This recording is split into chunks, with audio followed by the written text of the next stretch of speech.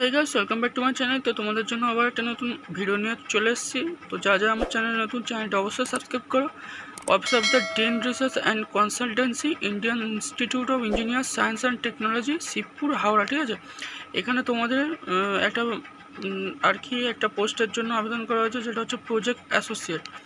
Essential qualification দেখো MTech 3 year, ঠিক আছে, experience analog and mixed signal design and research paper publication with 65% marks. তোমাদের ইনস্টিটিউটে অবশ্যই 65% মার্কস থাকা দরকার, আর 3 বছরের এমটেকের ওপর এক্সপিরিয়েন্স থাকা দরকার। ঠিক আছে, 45,000 টাকা স্যালারি দেওয়া হবে।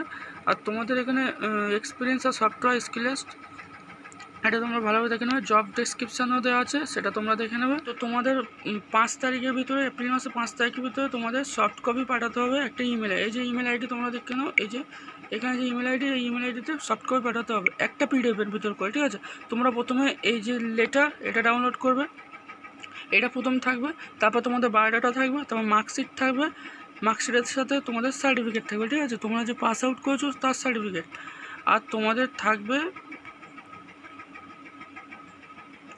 ওয়ার্ক এক্সপিরিয়েন্স সার্টিফিকেট, আরও তোমাদের হচ্ছে প্যান কার্ড বা আধার কার্ড দিয়ে দিতে পারো। এগুলো এক একটা পিডিএফের ভিতরে থাকবে। ঠিক আছে, এই যে এই পয়েন্টটা তোমরা ভালোভাবে করবে, এই অনুযায়ী তোমরা সাজাবে, পর রাখবে। ঠিক আছে, রাখার পর এই ইমেলে তোমরা পাঠিয়ে দেবে।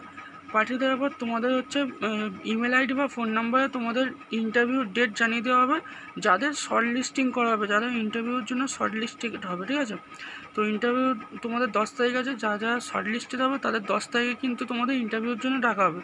তো তোমাদের 5 তারিখের ভিতরে এই যেগুলো বললাম, এগুলো ভালোভাবে তোমরা আর কি ইমেলে পাঠিয়ে দিও। তারপর তোমরা ইমেল আর ফোন নাম্বার ভালোভাবে চেক করবে সবসময়। তো তোমাদের সেখানে হয়তো মেসেজের মাধ্যমে জানিয়ে দিতে হবে। তো আজকের ভিডিওটা এত অবধি, আবার দেখা হচ্ছে নতুন কোনো ভিডিও নিয়ে।